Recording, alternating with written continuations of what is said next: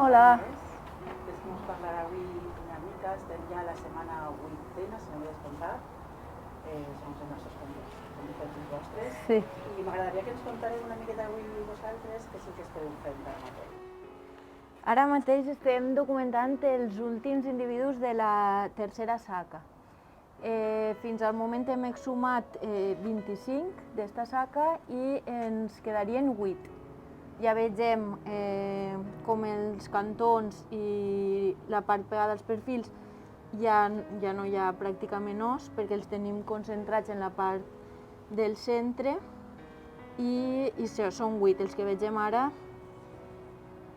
són els últims, que serien un total de 33 en aquesta saca. La saca en principi és de 38, però hi ha 33. No pensem que no veurem a cap més ja. Pensar que falten estar en alguna altra fossa? Sí, pot ser que no sap ningú, o sigui, a ningú li ha arribat la informació de que en el moment el pogueren enterrar en un altre lloc.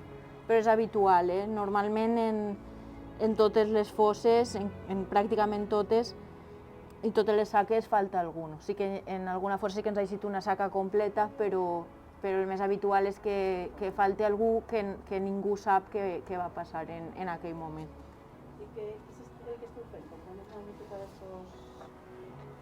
L'Àlia està fent el croquis de tots els que queden i va diferenciant-los en color i marcant també els que ja hem exhumat. Cada color té un significat sempre o...? Intentem mantenir el color d'un croquis a l'altre, més que res per tenir clar quin estava sobre quin i anar entenent la relació d'uns i altres. Sí. Jo estic fent la fitxa d'individu. Per cada un dels individus fem una fitxa antropològica de camp on posem les dades generals amb el seu número, fem un croquis, ara sí també posarem els que té al voltant per veure les relacions i finquem les dades del context d'enterrament, si és recinte cementerial o no, el tipus de fossa, si porten caixa o no. Després també marquem el material que porta l'individu associat i les fractures, en aquesta part posaríem les fractures perimortem que ja vegem quan els excavem o quan els exhumem. Després això ja se completa quan es fa l'estudi antropològic posterior.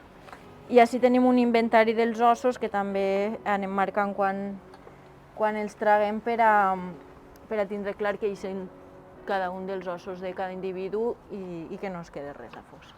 Quan calculeu que vos queda per a poder exhumar estos 8 individus que queden ara de la saca?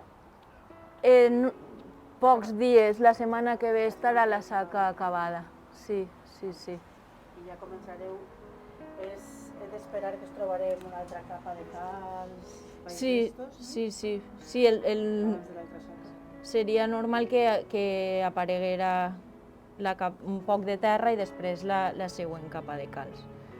Sí. Xiques, moltíssimes gràcies per la vostra feina, per la documentació. De res, gràcies a vosaltres.